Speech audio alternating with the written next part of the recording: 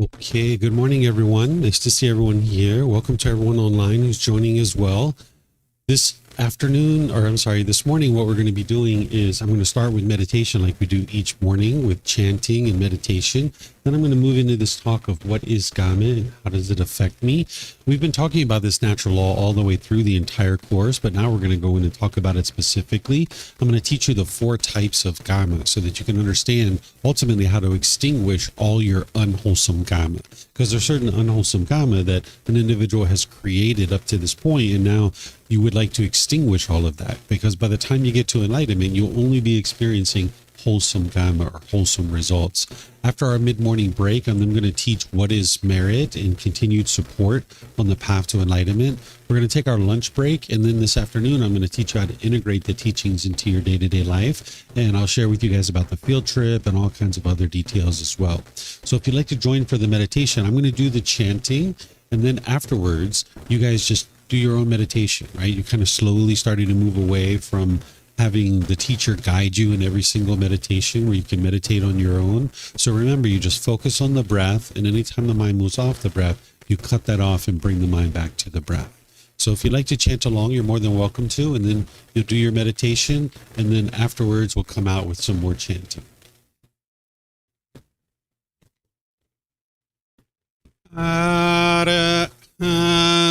Samma sammuto mahakewa Otang mahakewanang apiwate Savakato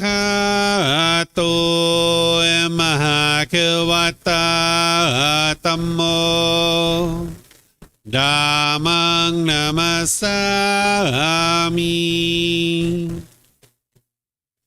Supatipano mahakewato Savaka sangho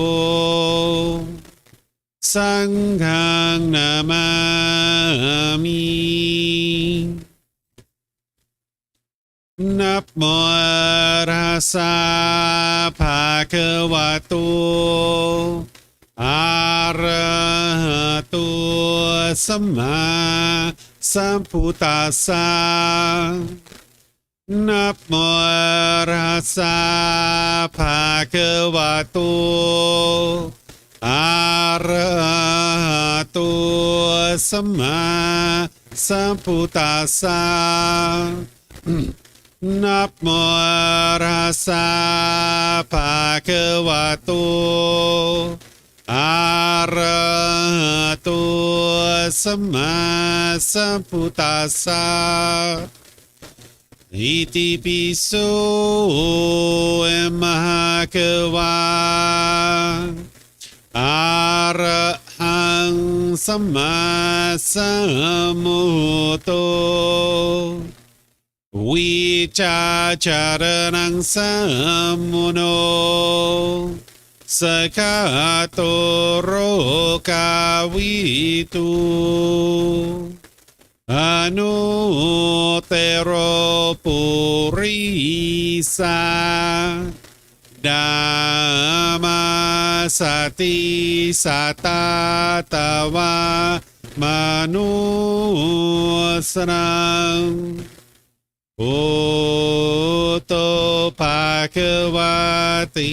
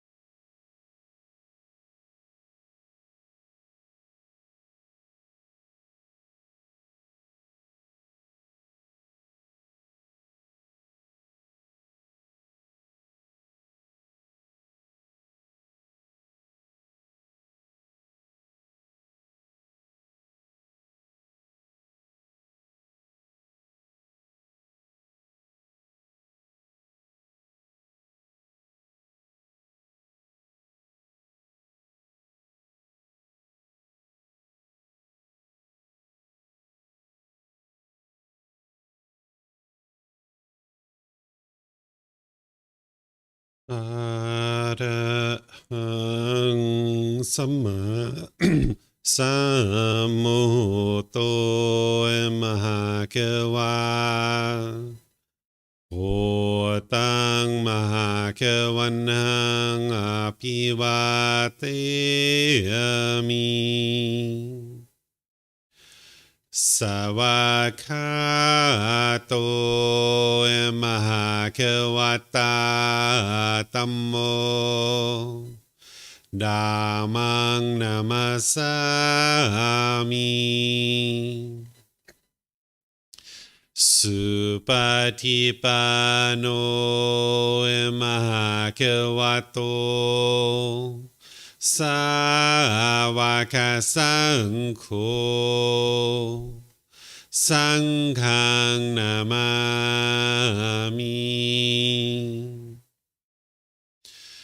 นับโมอะระหะสะภะคะวะโตอะระหะโตสัมมาสัมพุทธัสสะนับโมอะระหะสะภะคะวะโตอะระหะโตสัมมาสัมพุทธัสสะนับโมอะระหะสะภะคะวะโตอะระหะโตสัมมาสัมพุทธัสสะอิติปิโสมหาเกวาอะระหังสัมมาสัมพุทโธวิชาจารณังสัมมุโนสกาโตโรกาวิตุอนุเตโรปุริสาดามาสติสัตตาตาวามนุสนังพุทโธภควาติ Okay, if you guys would like to slowly make your way out of meditation. Once again, good morning, everyone. Welcome to Watang Yu. Welcome to everyone joining online as well. This morning, what I'm going to do is I'm going to share with you this topic of what is Kamma and how does it affect me. As I've shared all the way through the entire course, we've really been talking about this natural law.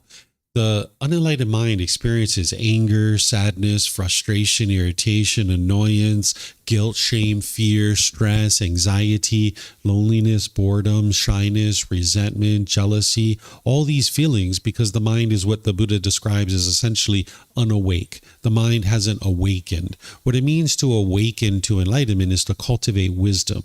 That's what you're doing on the path to enlightenment. You're not believing any of the teachings. You're cultivating wisdom to be able to then train the mind. And the main natural law that you're cultivating wisdom about is this natural law of Kamma. There's multiple natural laws that the Buddha taught, but this is kind of like the umbrella, that underneath of this natural law of Kamma is what you're learning and growing and developing to be able to then train your mind to get to the point where it's completely peaceful, calm, serene, and content with joy. You'll no longer experience any of those discontent feelings by the time you get to enlightenment.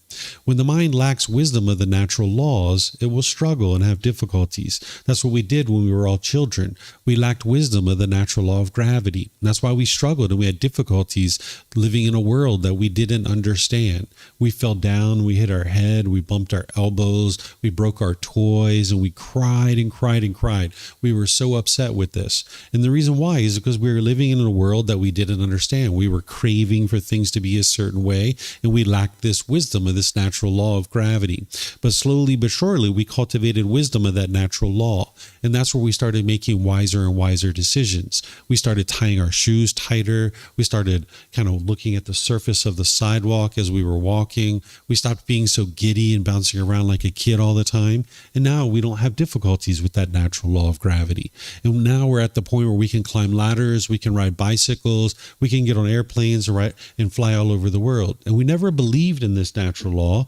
We can see it for ourselves, right? We never believed in it. And that's the thing with this natural law of Kamma, is you need to get to the point where you don't believe in this, but you see the truth for yourself. And what I'm going to do for you is I'm going to help you to understand the 4 types of Kamma, because ultimately by the time you get to enlightenment, you will have extinguished all your unwholesome Kamma, where you're only experiencing wholesome Kamma. But you need to be able to understand what these 4 types of Kamma are so that you can actually accomplish that.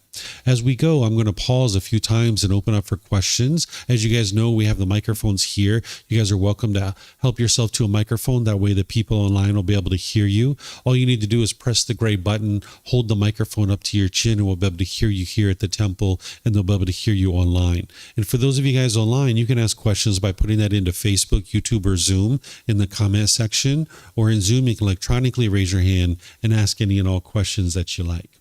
So getting to enlightenment is to awaken to this natural law where you can cultivate wisdom of it, not believing in it. There's no belief in the teachings of the Buddha. So first, let me just explain what Kamma is, so that then we can talk about the 4 types of Kamma. It's a natural law that exists and is a functioning at all times, and everything the Buddha taught in one way or another is coming back to this natural law. What this natural law is cause and effect, or action and result. It's the results of your decisions. If this natural law of Kamma, that word Kamma translated as just one English word, I would use that because it'd be easier for everyone to understand, but it doesn't. I need to use multiple words to be able to describe it. Some people have maybe heard the word karma being used. This is from the Sanskrit version of this. This is just a different language. The original teachings of the Buddha are in the Pali language, so people who study his teachings will tend to use this word Kamma, but it's pointing to the same exact natural law of cause and effect, or action and result. Essentially, the results of your decisions. Everything that you make decisions about, when you make decisions wisely, you're going to experience wholesome Kamma, or wholesome results. And when you make decisions unwisely, you'll experience unwholesome results. Everything that you experience in your day-to-day life is a result of your decisions. Sometimes people think that what they're experiencing is either good luck or bad luck, or destiny or fate, or they might think that God is controlling what they experience on a day-to-day basis, or maybe some entity called the universe, or sometimes people blame what they experience on other people. Especially when you experience unwholesome things, you might blame this on other people. But what you experience in your day-to-day life is coming from decisions you're making.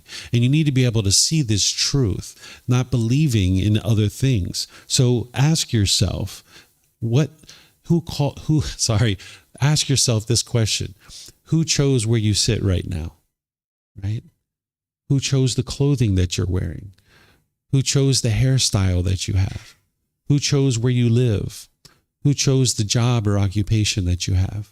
Who chose the friends and family that you spend time with? These are all choices that you're making, right? You need to be able to see this, that everything you're experiencing is through decisions that you're making. Because if it's good luck or bad luck, or destiny or fate, or if it's God or some entity called the universe, or if it's other people that are causing you to experience certain things, you're locked in. You can't change anything about your life because you can't change these things. And these things don't actually exist. There's no such thing as good luck or bad luck. There's no such thing as destiny or fate.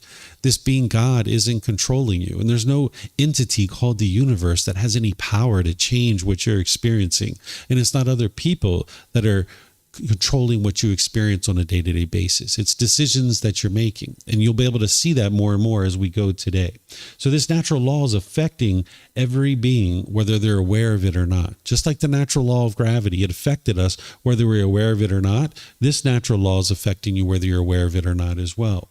There's no being or entity that's overseeing the functioning of this natural law. This is natural law that's just functioning at all times, whether someone's aware of it or not. And it's happening based on your choices about your intentions, your speech, and your actions. As you make certain choices, you will then experience certain results. And when you lack wisdom of this natural law, you will tend to make unwise choices. And then again, when those unwholesome results are coming back to someone, that's where they think it's either good luck or bad luck or destiny or fate, or it's God or some entity called the universe, or it's other people that one might blame. Because the unenlightened mind has ego. What the ego is where an individual thinks they're above other people and they look down on people. And sometimes the ego can make yourself feel like you're below people as well. But as long as your mind has this ego, you'll think that what you're doing is 100% right and correct, and everybody else is the problem. That's what the ego does to you. It's going to think that you're so great and everybody else is so wrong. And anything unwholesome in your life has to be coming from other people, because it can't be me, right? But then these wholesome things that are happening, all these good things that are happening in your life, oh, that's because of me, right? It can't be both ways. It can't be all the wonderful things are happening because of you and all the unwholesome things are happening because of other people. This is in conflict with each other. So you need to be able to see the truth about how this natural law is functioning. So this is not a system of punishments and rewards. That's not what the natural law of Kamma is. And it's not about who's to blame or who's at fault. It's also not anything mystical or magical. It's not like a dark cloud following you around. Sometimes I hear people talk about this bank account, that you're making deposits into your karmic bank account, and then you can make withdrawals out of that. This isn't actually true. The natural law of Kamma is very simple. It's cause and effect. It's action and result. It's the results of your decisions. It's essentially a sequence of events. It's your life, it's your decisions, and it's your results, what you experience on a day-to-day basis. And now I'm going to explain to you this teaching from the Buddha so that you can see what he's actually sharing about this natural law, so that these two important points you can understand as we go into learning the 4 types of Kamma that you're going to need to understand. Now, this book series that I share, there's one book that's dedicated to the natural law of Kamma, and this is just 2 particular phrases and 2 particular teachings that the Buddha shares on this natural law. But you could really say the entire book series is dedicated to the natural law of Kamma, because everything the Buddha taught in one way or another is coming back to this. So this is just going to illustrate 2 important points for you as you now start to learn about the 4 types of Kamma. Here's the words of the Buddha. He says, beings are the owners of their Kamma, the heirs of their Kamma. They have Kamma as their origin, Kamma as their relative, Kamma as their resort. Whatever they do, wholesome or unwholesome, they are its heirs. What he's saying here is that nobody else can create Kamma for you. It's only you that's choosing to make certain decisions, and it's only you that are going to experience the results of those decisions in terms of the unwholesome Kamma coming back to you. So you can't create Kamma for other people, and other people can't create Kamma for you. Sometimes when you're around friends, you might be joking, you might be like, don't give me that bad Kamma, or I'm going to rub off my good Kamma onto you. This isn't actually true. It's not possible for you to do that. It's just decisions that you're making that's leading to either wholesome or unwholesome results. And then here the Buddha says, the result of Kamma, I say, is threefold: to be experienced in this very life, or in the next rebirth, or on some subsequent occasion. What he's saying here is you can't run and hide from your Kamma. Whatever decisions you make, either wisely or unwisely, you're going to experience the results of that in this life, the next life, or some future life beyond that. Now, I know some of you guys probably haven't actually independently verified the cycle of rebirth. You're maybe just starting on the path to enlightenment. Remember, none of the teachings of the Buddha are based in belief, including the cycle of rebirth. You can independently verify this. Right now, you might be believing that you only have one life because maybe you can't remember your past lives. But there's details for you from the teachings of the Buddha in your direct experience in your day-to-day life to be able to help you independently verify the cycle of rebirth. It's in volume 11, chapter 105 of our book series, but it's in there for a reason that it's volume 11, chapter 105, because it's not something you normally learn right up front. It's not something that you work to independently verify. There's other teachings that you need to be able to learn and grow and develop in terms of the core teachings before you get to that point. So you don't need to run out and independently verify the cycle of rebirth, but instead focus on the core central teachings to be able to train the mind moving your mind closer and closer to enlightenment, and you'll be able to see the peace and the joy coming into your mind more and more. So the Buddha here is essentially saying that any decisions that you make is what's producing your Kamma, either wholesome or unwholesome, and you can't run and hide from that Kamma. You will experience the results of your decisions. And when you come to this understanding, then it's like, okay, well, if that's the case, let me learn as much about this natural law as possible, because you wouldn't be interested in continuing to produce unwholesome Kamma. It's kind of like if you were walking down a beach and the wind is blowing in your face and you were kicking up sand and that sand kept blowing back in your face, you're going to be like, I don't like this. I don't like the results of this. I don't like the sand continuing to blow in my face. What can I do to make decisions to stop this from occurring? Well, stop kicking up the sand, right? And now you won't experience the sand coming back in your face. It's the same thing here. If there's anything in your life that you don't particularly care for that's happening, all you need to do is cultivate wisdom, make different decisions, and you will experience different results. You don't go out into the world and try to change the air. You don't try to change other people. That's not what's going to lead to your peace and joy in your day-to-day life. What's going to lead to your peace and joy is training your mind, making wiser and wiser decisions for yourself. So now I'm going to share with you the 4 types of Kamma: wholesome Kamma and unwholesome Kamma, old Kamma and new Kamma. And now by making improved decisions, you'll be able to experience improved results in your day-to-day life. But you need to know what these are. First, wholesome Kamma, or wholesome results, is generated when you're making harmless decisions. Whenever you cause harm to other beings, that's going to produce that harm, and now harm is going to come back to you. That's going to be the unwholesome Kamma coming back to you. You can't cause other people to be angry, sad, frustrated, or any of those other discontent feelings. It's not possible for you to cause feelings for other people. The unenlightened mind is going around the world believing that it's other people who are causing you to experience certain feelings. But as you guys saw on Tuesday, through the teachings of the Buddha, in a way that you can independently verify that it's your own mind that's causing these feelings. It's not other people that's causing these feelings. So you can't cause other people to be discontent, but you can cause them harm. And if you cause harm to others, meaning that you cause harm to their physical body, to their material possessions, or their reputation, now that harm is going to come back to you. Because anytime you put out harm, harm comes back to you. So the Buddha is teaching you to make harmless decisions. Because whenever you make harmful decisions, it's going to produce unwholesome Kamma, or unwholesome results. And in that eightfold path that I taught you on Tuesday, that's helping you to be able to see what is harmful and what is harmless. Same thing with the 5 precepts and the other teachings that I've been sharing throughout the course. You're able to see harmful decisions and harmless decisions. So what I'm sharing with you here is wholesome Kamma is generated from harmless decisions, and unwholesome Kamma is generated from harmful decisions. But remember, you don't believe anything that a teacher is telling you about the teachings of the Buddha. You need to independently verify this for yourself. So look at what you're doing right now. Right now, you're just sitting here listening to somebody talk, and you see that there's no harm that's coming to you, because you're not making any harmful decisions. You're making a harmless decision. You're not causing harm to anybody, and that's why there's no harm coming to you. But if you were to start causing harm, harm's going to come to you.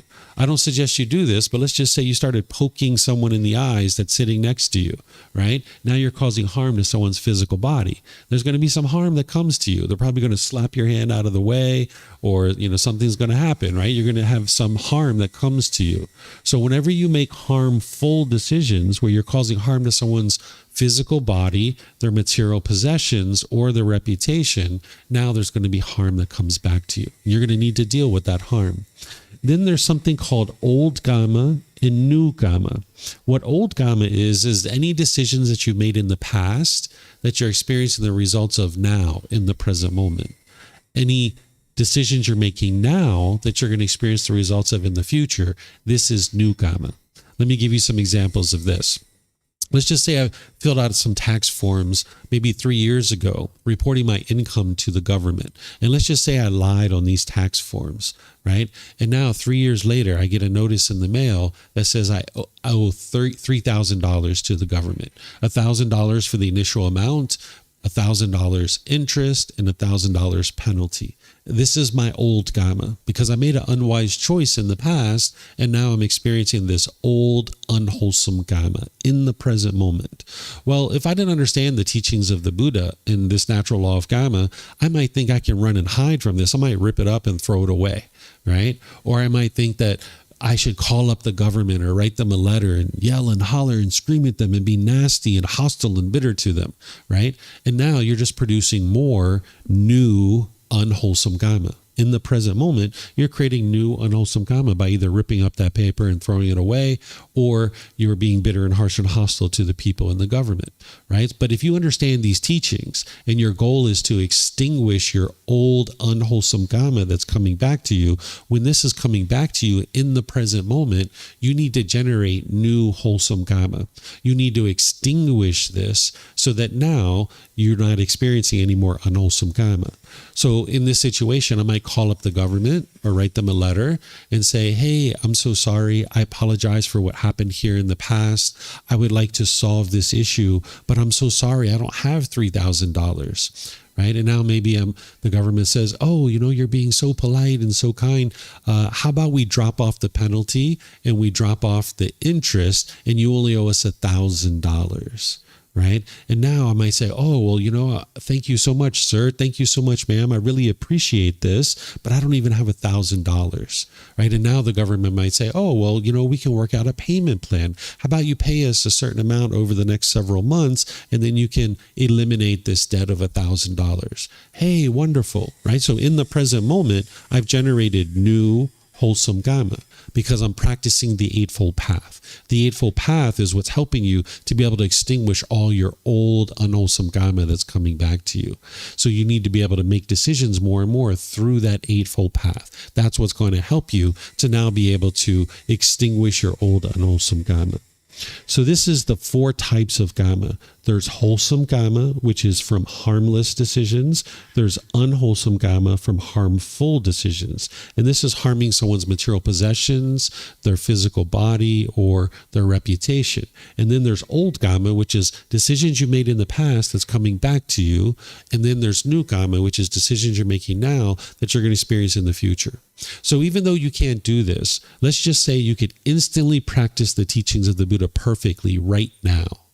You're still going to experience old unwholesome Kamma coming back to you because you've made unwise decisions in the past that is going to be coming back to you. It's not possible to instantly snap your fingers and practice the teachings of the Buddha perfectly, but if you could, you're still going to experience unwholesome results coming back to you because you need to extinguish all those unwise decisions that you made in the past. So something that I taught you yesterday is more fully going to help you understand how the mind generates unwholesome Kamma. Yesterday, I taught you about craving, anger, and ignorance, the 3 unwholesome roots. These 3 unwholesome roots are motivating unwise decisions. Craving is that longing, yearning, the mind chasing after the object of its affection, chasing its selfish desires. Whenever you're making decisions through that, it's going to produce unwholesome results for you. Unwholesome Kamma. Then anger, hatred, ill will, the bitterness, the hostility, the frustration, the agitation, the annoyance, when you dislike other people. This is also motivating unwise and unskillful decisions. And whenever you make decisions through that, it's going to produce unwholesome results for you. And you can see that because you've done that before. You've made decisions through anger, and you can see that it's produced unwholesome results for you, or unwholesome Kamma. And then whenever you make decisions through that ignorance or the unknowing of true reality, the lack of wisdom, the confusion, the misunderstanding that the mind has, the mind misunderstanding the natural law of Kamma, misunderstanding true reality of how the world truly works. When you're making decisions through a lack of wisdom, then you're also going to produce unwholesome Kamma. So this craving, anger, and ignorance is currently in the mind, and it's making decisions through this, and it's going to produce unwholesome Kamma. Then the way that you produce wholesome Kamma is also from something I taught yesterday, the 3 wholesome roots of generosity, loving kindness, and wisdom, because this is the exact opposite. When you're making decisions through generosity, which is the giving and sharing of more than is strictly required in any given situation without any expectation of anything in return, such as your time, effort, energy, and resources, that's going to produce wholesome Kamma for you. One of the things it's going to do for you, it's going to train your mind to let go, right? It's going to train your mind to be able to eliminate craving, desire, attachment. So generosity is the exact opposite of craving, desire, attachment. Craving, desire, attachment is you're holding on really tightly, but generosity is you're living open-handedly, being joyful and giving and sharing with others. Then the anger, hatred, and ill will is antidoted by practicing loving kindness, a genuine interest in seeing all beings be well, active goodwill towards all beings without judgment, where you're not judging other people to determine whether they deserve your loving kindness or not, but instead you're just practicing being loving and kind with all beings, right? Oftentimes we're taught, don't respect others until they respect you. Well, if everybody practiced that, nobody would be respecting anybody. Because if you were like, well, I'm not going to respect you, David, until you respect me. And then I was like, well, I'm not going to respect you until you respect me.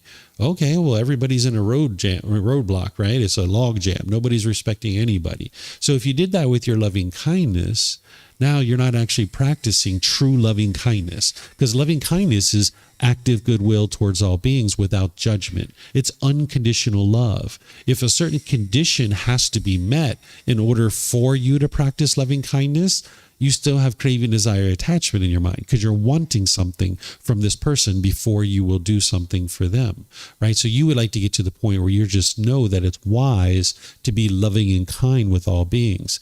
And that's what's going to antidote your anger. And whenever you're making decisions through loving kindness, it'll produce wholesome results for you.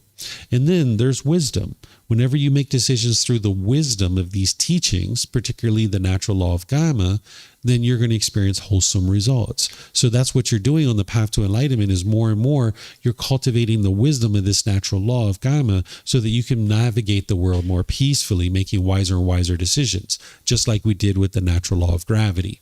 So slowly but surely, you're bringing down your craving, anger, and ignorance through training the mind on the Eightfold Path with meditation and all the other teachings that the Buddha taught. And then you're gradually increasing your generosity, loving kindness, and wisdom. And then you're going to need to live your life through that Eightfold Path for an extended period of time in order to extinguish all your unwholesome Kamma that's coming back to you. So I'm going to talk about extinguishing your unwholesome Kamma in more detail here in a moment, but I'm going to pause here and just see if you guys have any questions about the 4 types of Kamma or how this wholesome and unwholesome Kamma is being generated. Do you guys have any questions on this? No questions? Okay. I don't see any questions online either. Okay. So now let me share with you how to extinguish your unwholesome Kamma, because that's what you're ultimately going to be able to do as part of the path to enlightenment, is get to a point where you're only experiencing wholesome Kamma. But you needed to understand these 4 types of Kamma first. Okay. So what you do in order to extinguish your unwholesome Kamma that's coming back to you, this old unwholesome Kamma, is you make decisions through the Eightfold Path. That's why you need to learn that inside and out, backwards and forwards, and you dial that into your life closer and closer and closer, where you're practicing the Eightfold Path really closely. And as you do, and all this unwholesome Kamma is coming back to you, you now extinguish it. You bury it in the sand, essentially. Right? And now more and more, you'll experience only wholesome Kamma. I'm going to give you some examples of this from my own life. Okay.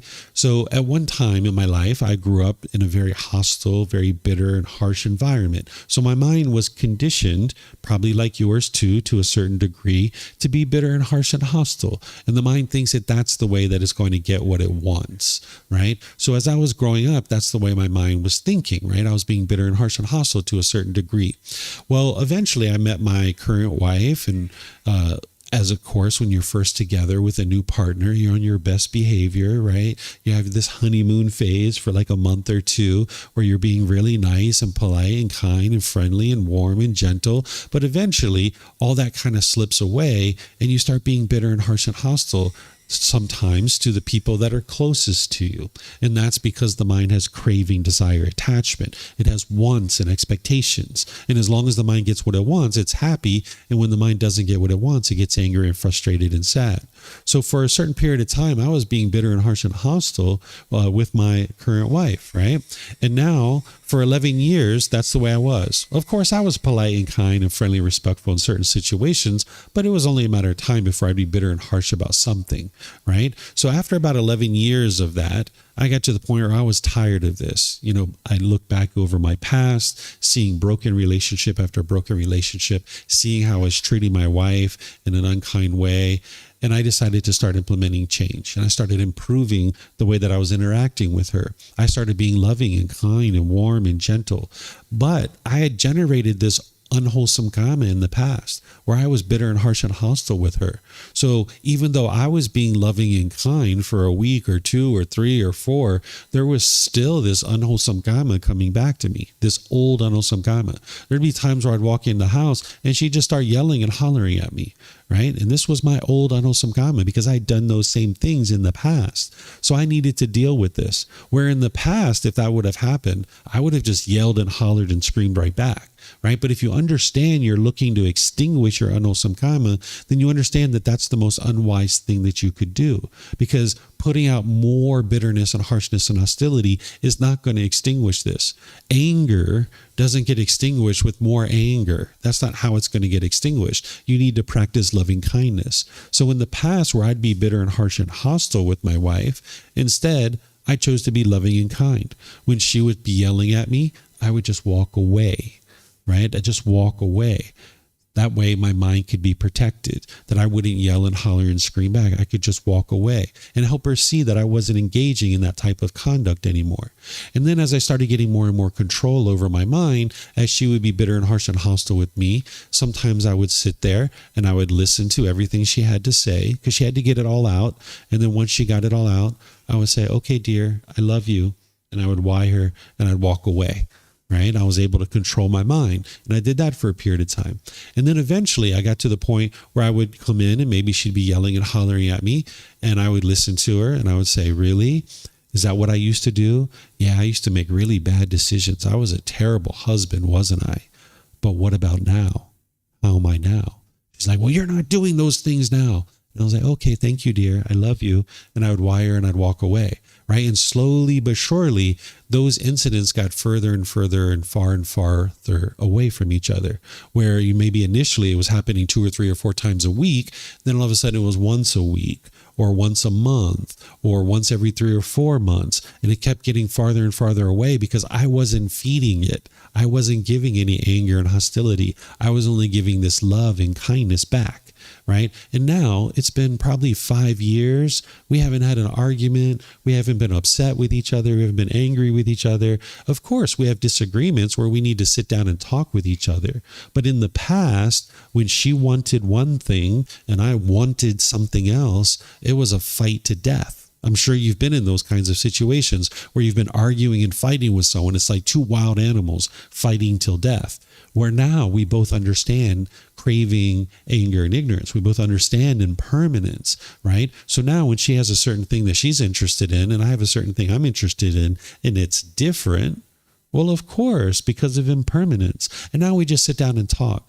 And sometimes by the end of the conversation, she decides that she would like to do it the way that I'm recommending.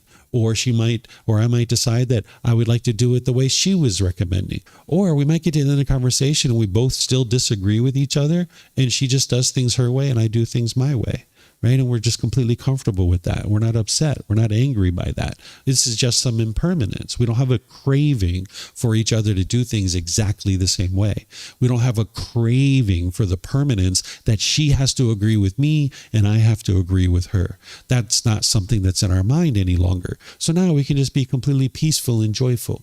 But I had to extinguish that unwholesome karma. It was coming back to me and I had to extinguish it by sometimes just choosing to walk away and say nothing at all, right? That's usually the best thing to do when someone's angry and bitter and harsh and hostile. Because as you guys learned on Tuesday, it's not the proper time to talk, right? You're not going to be able to get anything into their mind anyway. So just walk away. And they might even get more angry when you walk away.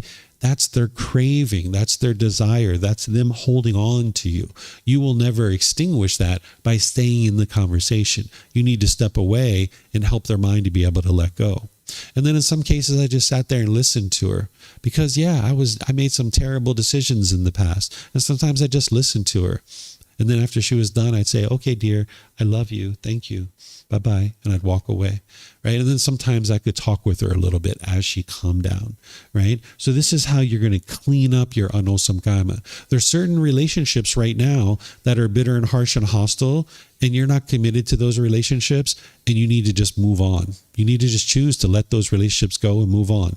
You don't need to go to the person and download a bunch of reasons why you're not going to be their friend anymore. Just choose to move on. Because if you go to them and you download all these reasons of why you can't be their friend, you're just listing out your cravings. You're just listing out your desires, your attachments, your wants and expectations.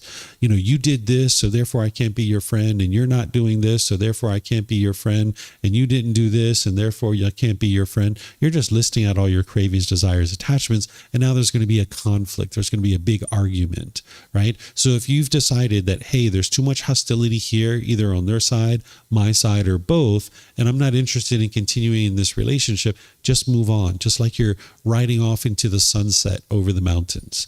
And then someday in the future, if you guys happen to see each other, it's like, hey, John, I haven't seen you for a while. How you been, buddy? Right? Maybe it's 3 years later, 5 years later. Maybe they're in a different place. Maybe you're in a different place. Maybe you guys can sit down and have a smoothie or go out for some food or something like that. But if you download all the reasons why you can't be their friends, when you see them 3 to 5 years from now, they're gonna not be interested in being around you whatsoever, right? So it's better to just slowly move away from those relationships. That's one category of relationships. The second category is that there might be certain people that you're committed to, certain people in relationships that you really would like to see this relationship work out. Maybe like a life partner, maybe your children, maybe your parents, maybe your siblings. And you guys have difficulties. You're angry, you're frustrated, you're bitter. You have certain expectations, certain cravings, certain things you want them to do. You're not going to fix this relationship by changing them. You can't actually change that person. Instead, what you might need to do here is step away from the relationship, train your own mind, train your mind to let go, cultivate this loving kindness in your mind. And now you can come back into the relationship with generosity, loving kindness, and wisdom. And it might take you a long time to do this. There were times where I left from spending time with my mom for 3 years or 5 years sometimes.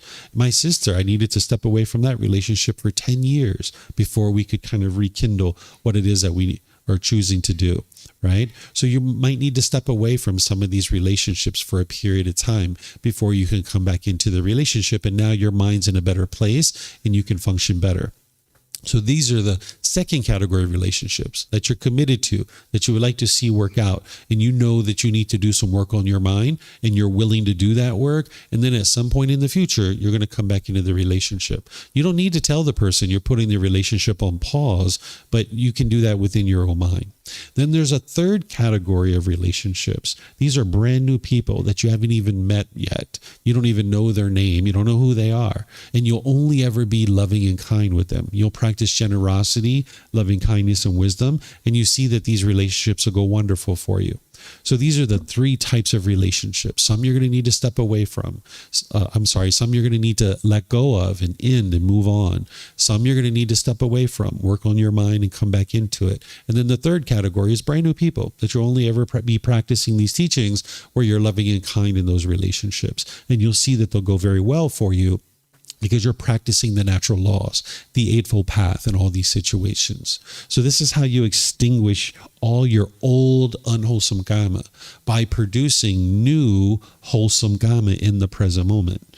One of the ways that you might think of this is if you had a garden hose, and all throughout our life, we're shoving mud into our garden hose. Well, now what you're doing is you're taking your garden hose and you're hooking it up to the faucet.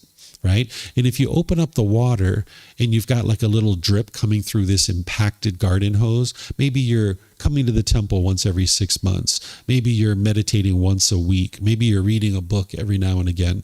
You're not going to clean that garden hose out in this life, right? You're going to need to do more than that. But if you open up this garden hose, if you open up the faucet really wide and get lots of fresh water coming through this garden hose, where you're regularly taking classes, you're regularly meditating, you're regularly reading books, you're regularly consulting with a teacher to get help with your day-to-day challenges, you've got lots of clean water coming through this garden hose. It's going to spit mud for a while because you've put mud in it in the past. So it's going to spit mud, right? But over time, as you put more and more clean water into this garden hose, eventually it's going to spit some clean water, but then it's going to spit some more mud because there's still mud in there. But then you're going to get clean water. Then it's going to be mud. Then it's going to be clean water. Then it's going to be some more mud, but then it's going to be clean water. Eventually, you'll flush out all this mud.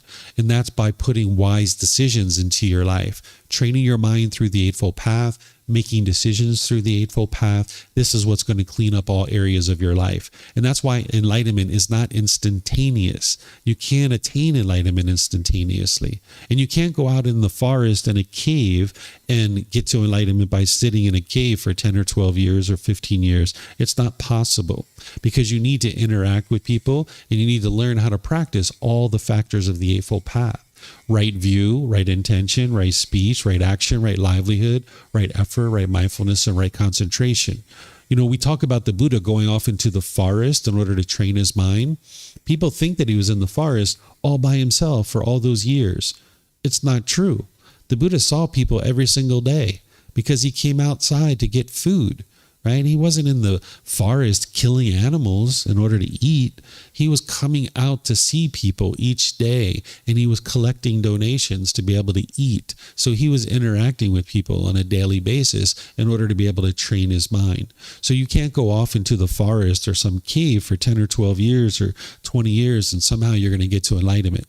Maybe your mind is peaceful when you're in the cave, but as soon as you come into the city and you start interacting with people, your mind's frustrated and angry and irritated. You're not anywhere near enlightenment, right? So you're going to need to interact with people. And this is why you build your practice up with the Eightfold Path, and then you live your life that way for an extended period of time, multiple years. And as your unwholesome Kamma is coming back to you, you extinguish it by producing new wholesome Kamma, by making decisions through the Eightfold Path.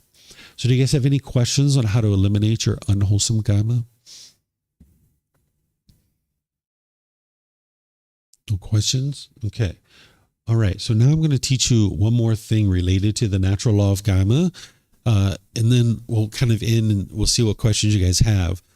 Sometimes when I teach this topic and I share with people, you can't run and hide from your Kamma. Sometimes people say, hold on, David, wait a second.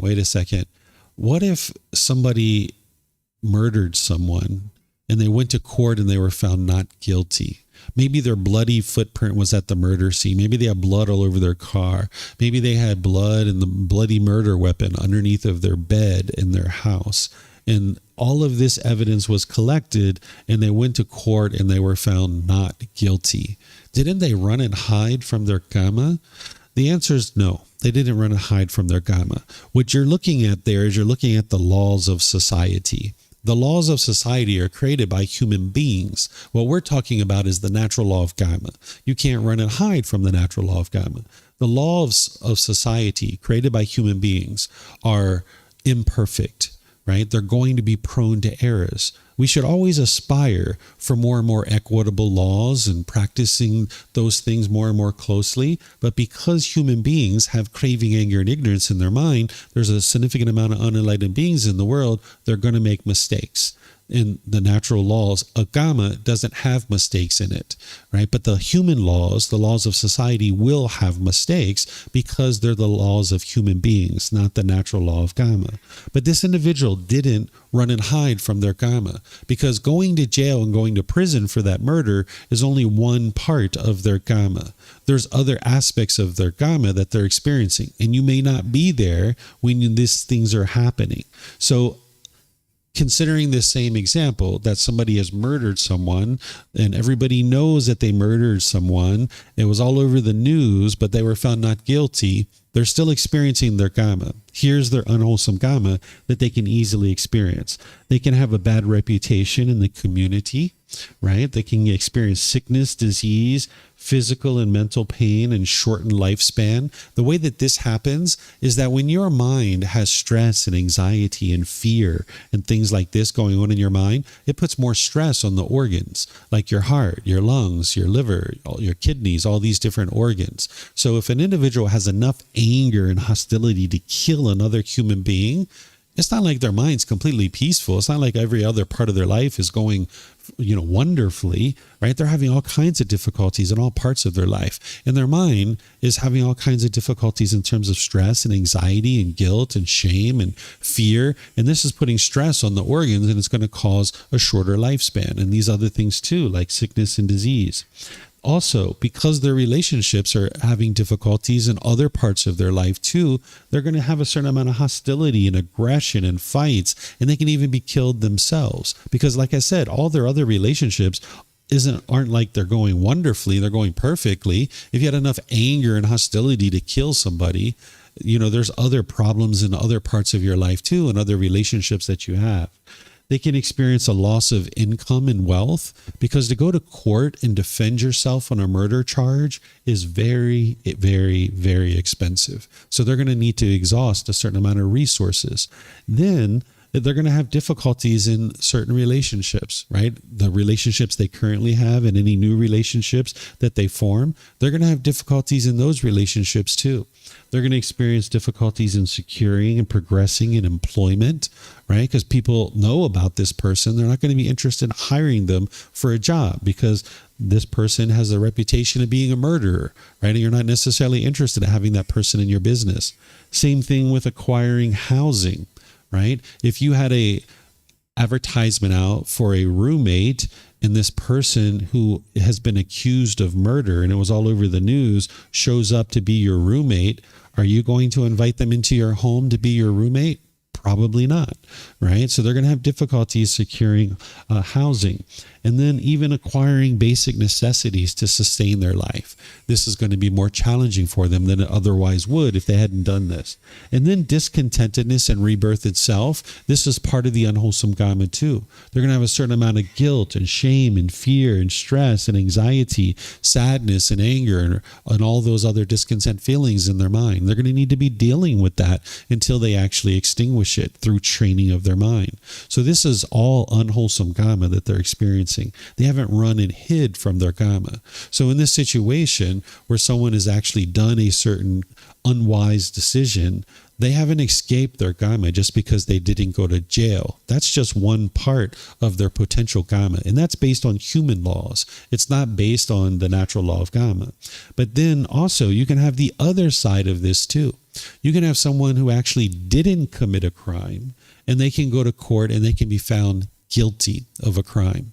I'll give you an example of that, right? Because the human laws are imperfect, right? So they're not functioning perfectly. Let's just say I was in a gang, and I was always in this gang from really early in life, growing up, and maybe by the age of 25, I decided I'm going to get out of this gang. I'm not interested in being in this gang anymore. And all this time I was killing people, I was selling drugs, I was doing stealing and robbing and all this kind of stuff. But at the age of 25, somehow I escaped all of that, and now I'm going to get out of this gang.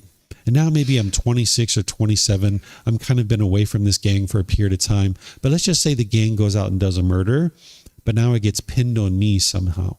And now they're accusing me of doing this murder. And now I go to court and I'm found guilty, even though I wasn't there. I was far away from this gang. I haven't been around this gang for a year or two, right? But this is my unwholesome kamma. Right now I'm going away to jail because all of those decisions that I made previously to kill and steal and rob and sell substances that cause heedlessness, I never got caught for any of that stuff. I still experienced unwholesome kamma there, right? But now when I got away from the gang, I'm going into court and now I'm found guilty when I wasn't guilty of that murder, right? So you can have these kinds of things happen as well.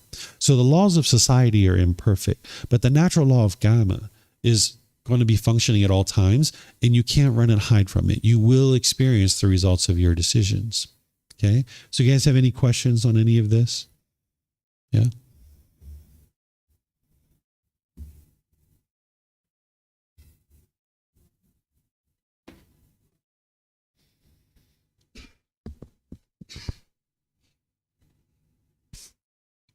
Can we say that both wholesome karma and unwholesome karma are proportional to our previous actions?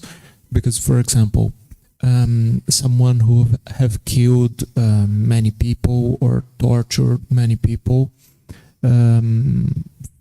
people who have committed genocide, for example, when I look at a loss of income and wealth to defend themselves on the court, it looks like just a small or a little consequence for their acts. I know it might be just part of it, but I believe it's proportional, not.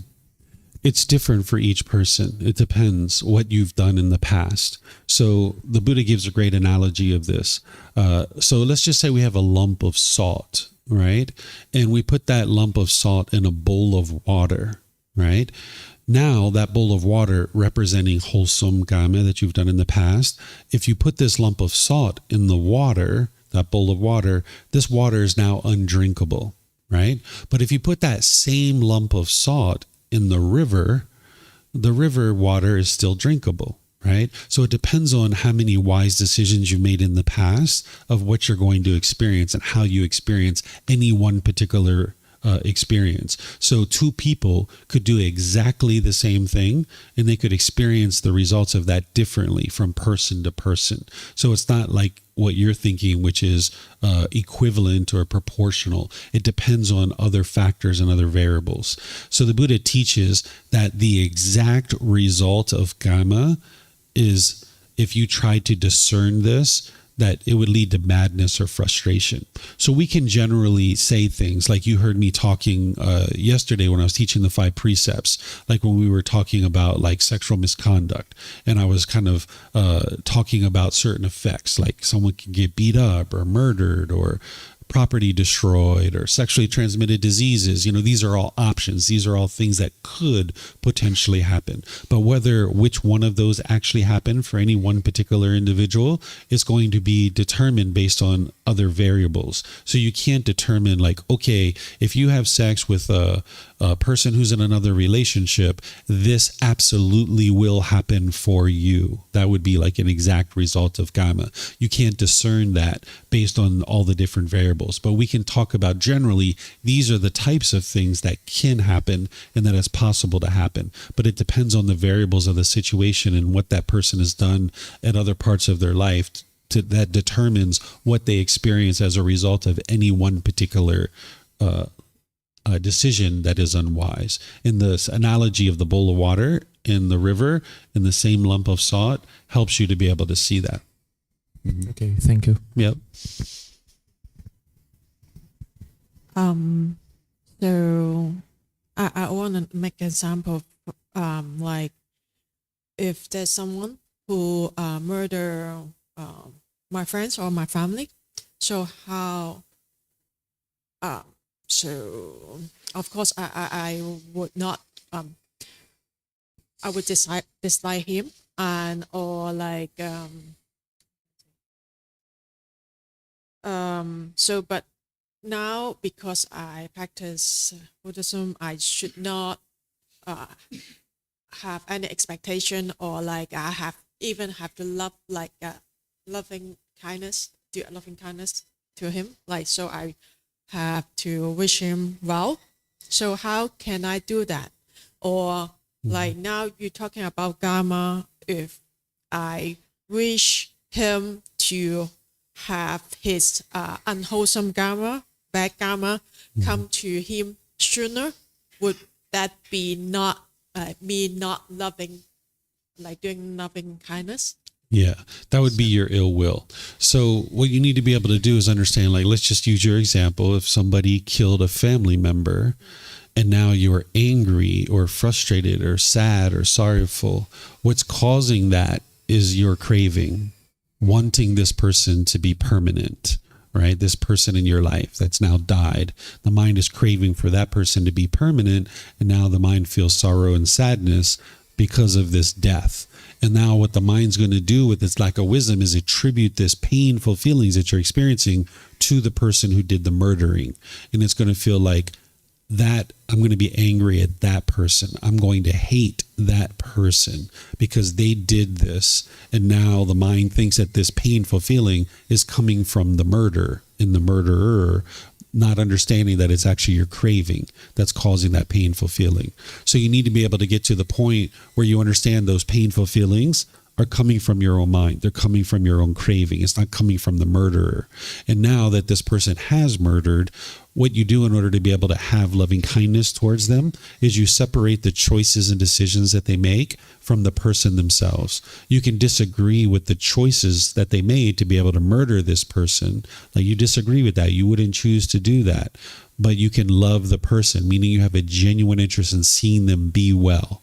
They're responsible for their own wellness. And yeah, maybe they need to go to jail, or maybe they need to get some rehabilitation and things like this. But you hating them, you being angry at them, doesn't help you at all. It's not going to help anything. It's not going to make anything about this situation better or easier. So holding on to any of that is just going to harm your own mind. So the Buddha is teaching you how to free your mind of that by separating the choices and decisions that someone makes from the person themselves. And one of the things that he also teaches you is, he says, anytime you see anybody doing something unwholesome, he says, either in this life or some previous life, you've done exactly the same thing, right? And this helps you to be able to see that any misfortune, any unwholesome thing that you see someone doing, you've done those exact same things. Maybe in this life, you're further along than that. You're no longer choosing to murder, for example. But the Buddha says in some previous life, you've chosen to do that. And we've all had so many countless lives that it's very easy to see that's the case, especially in the animal realm. In the animal realm, we've done a lot of killing because that's how we needed to survive in order to sustain our life.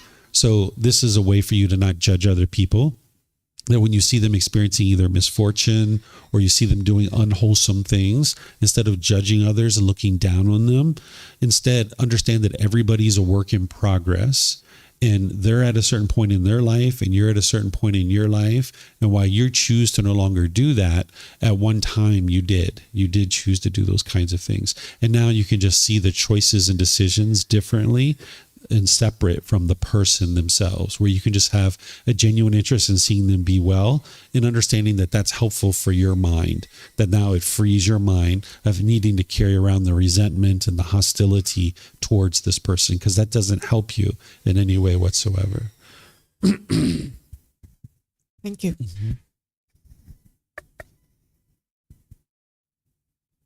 I would like to have clarification. For example, can someone prevent or reduce the effect or the strength of unwholesome karma in advance?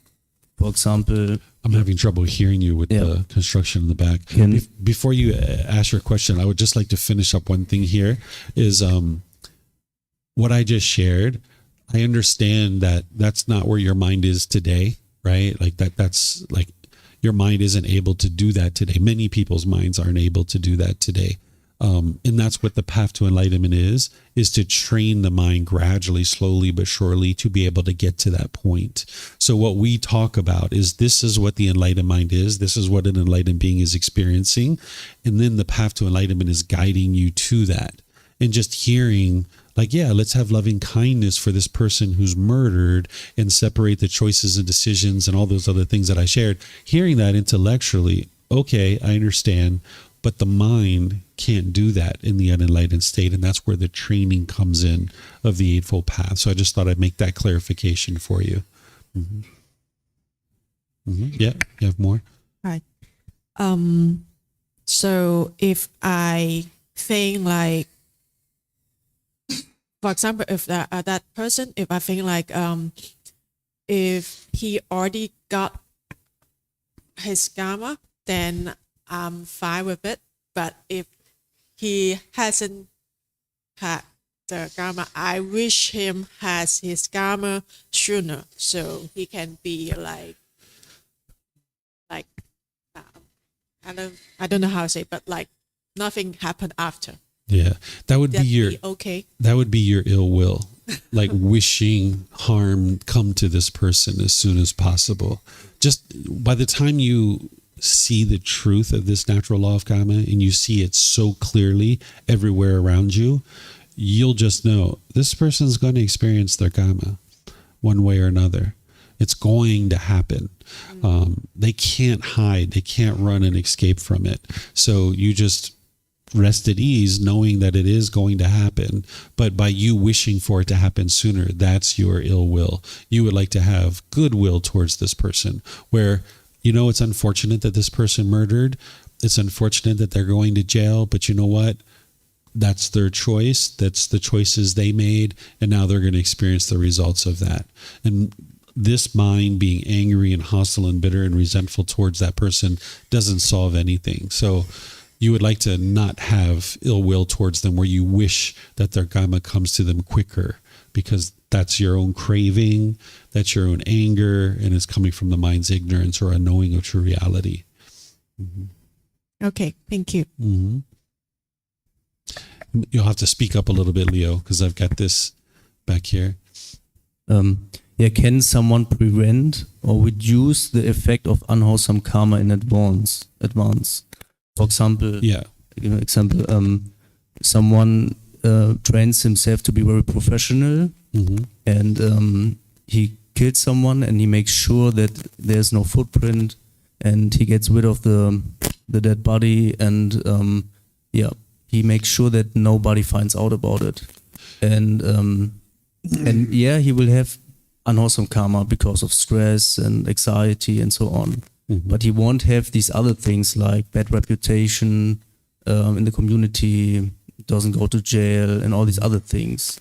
Or maybe he even came from he had a past life as a lion, or maybe he came from hell, and he enjoys killing someone. So he has all this anger and hatred in his mind, but this killing someone doesn't affect it maybe more because he already has it. And what do you think about this? You can't run and hide from the decision of killing. You know, when that anger and hostility is in your mind, you're not making wise decisions. That's why killers oftentimes are caught, right? It's very rare that someone can kill for an extended period of time and not get caught.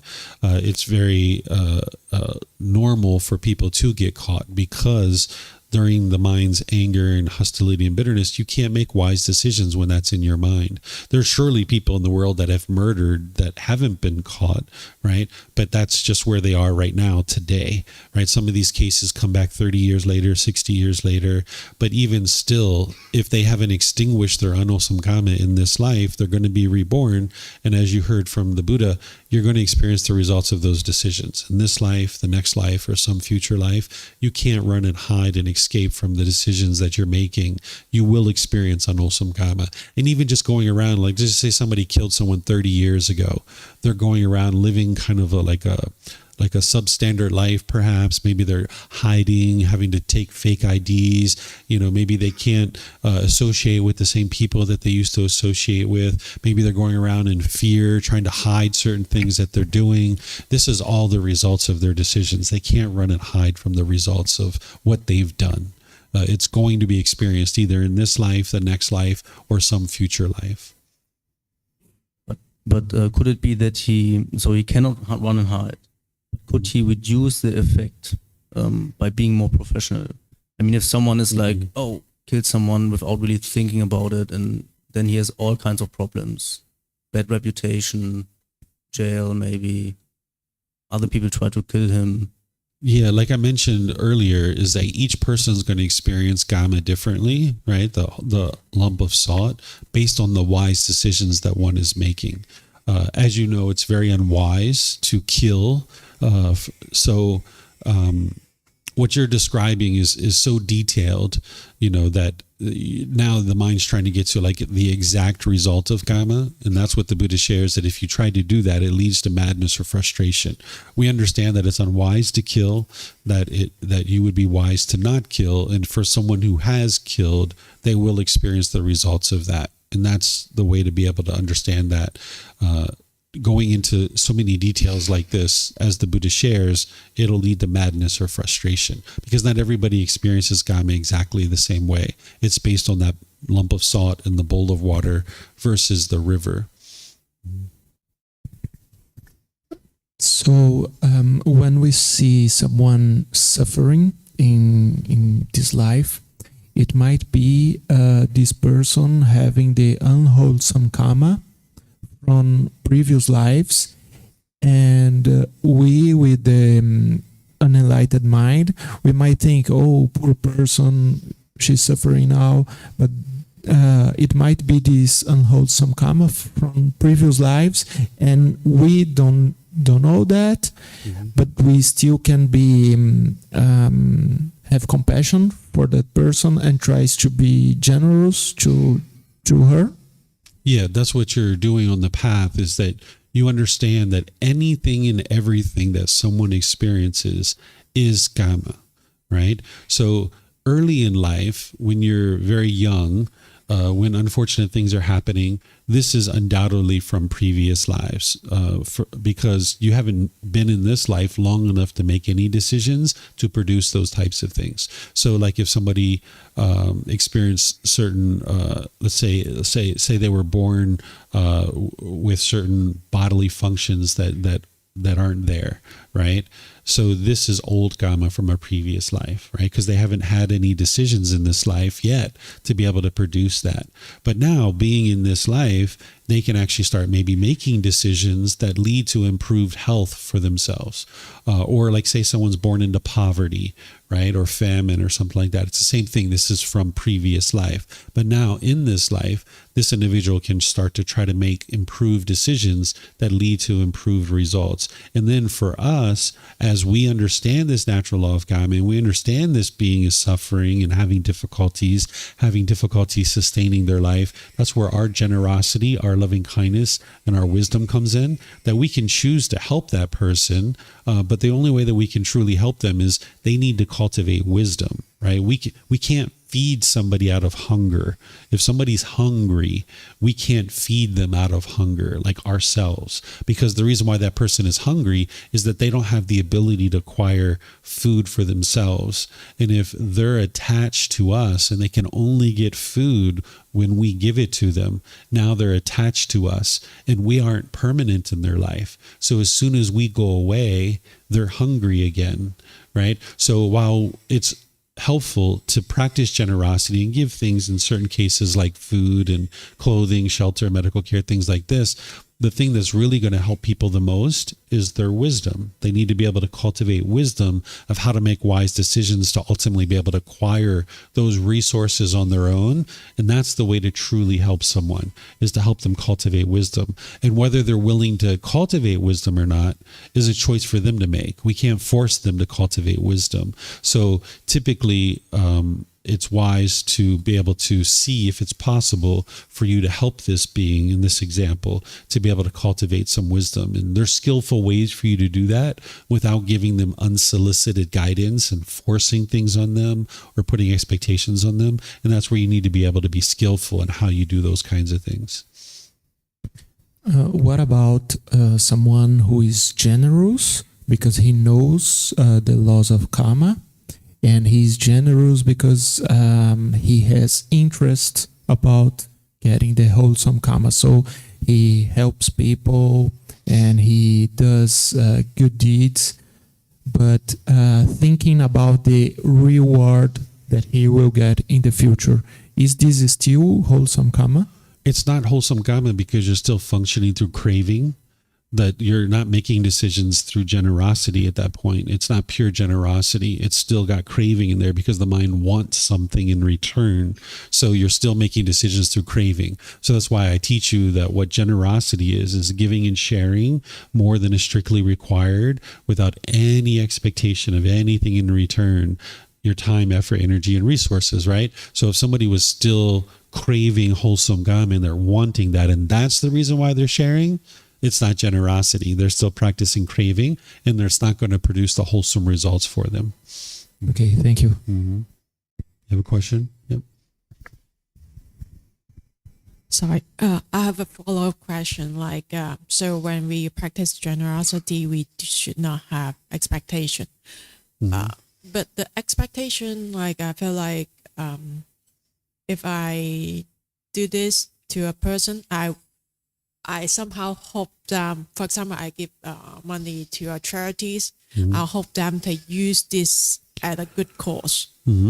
But sometimes I found some charities, they misuse those funds, or like then I would a little bit feel like, oh, maybe I should have not done this, but maybe to go to another charities. So would that be not generosity? You can do this through discernment, where, like, using your example, there's a charity and you've researched this charity and it looks pretty good. And now you're like, okay, I would like to give them some money to be able to help them. And now you give them some funds. And now you find out 3 months later that they've used it in unwise ways. Maybe they've bought a Rolex watch for the founder of the charity, right? And now you're like, that's unfortunate. Well, let me give money to a different charity. So if you didn't have an expectation that this is what they would do with the money, your mind can be protected. You won't be angry. You won't be frustrated. You won't be agitated. You're still getting the benefit of practicing the generosity because you trained your mind to let go. But now through your discernment and your wise decision making, you're realizing, not interested in giving any money to this person or this charity anymore. I'm going to give it to this group over here. And you can do that without an expectation. You can do that with discernment or wise decision making. That if you had an expectation that this person would use your money in a certain way, or this organization would use your money in a certain way, you'd be angry and frustrated when they didn't use it the way you wanted them to use it. And that wasn't generosity. That was craving, desire, attachment. That still had wants and expectations. But if you notice that this organization uses your money in a way that you weren't interested in them doing it, and you can maintain your peace and maintain your joy, you know that there's no craving there. There's no expectation. But now, just out of discernment, you're going to choose to give your money to another charity. So from the outside looking in, it looks exactly the same, right? It's what's going on in your mind. That's where your mindfulness comes in. You need to be able to practice your mindfulness and be honest with yourself, right? Be objective with yourself to know whether or not you're discontent in this situation or not. And if you're discontent, you know there's a craving, desire, attachment there, because you can't get discontent unless there's a craving, desire, attachment there. So you could still choose to give money to another charity, and that can be wise decision making. And now your mind's protected in that situation because you don't have any expectations, but you can still observe to see how things are being done in that organization. Okay, thank you. You're welcome. Okay. I don't see any questions. Okay. So what we're going to do here is it's 10:40. We're going to take a break. And then when we come back, I'm going to teach you this topic of what is merit and continued support on the path to enlightenment. So if you guys would like to take a break up to 11 o'clock, that'll give you 20 minutes and I'll see you guys afterwards. Okay. So thank you for your questions. Thank you for your interest to learn, and perhaps I'll see you in 20 minutes.